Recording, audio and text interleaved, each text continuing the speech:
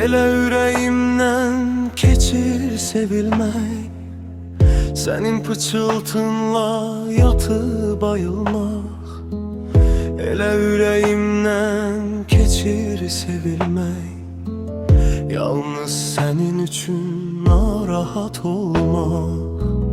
Elə ürəyimdən keçir sevilmək, səninlə birlikdə cənnəti dadmaq. Elə ürəyimdən keçir sevilmək, özümü ölüncə səndə yaşatmaq. Həyat bir dənədir əsil sevgidən, nə gözəlmiş bunun zövqünü bilmək. Həyat bir dənədir əsil sevgidən, elə ürəyimdən keçir sevilmək.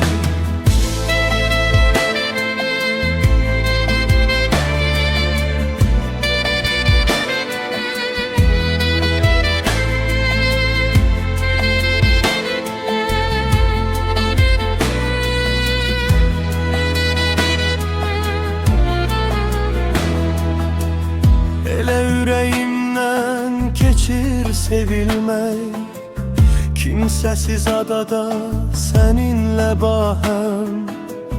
Elə ürəyimdən keçir sevilmək, sən mənə ol məlhəm, mən sənə məlhəm. Elə ürəyimdən keçir sevilmək, səhrada su içmə istəyi kimi. Elə ürəyimdən keçir sevilmək, dünyanın ən qəlbi kövrəyi kimi. Həyat bir dənədir əsil sevgidən, nə gözəlmiş bunun zövqünü bilmək.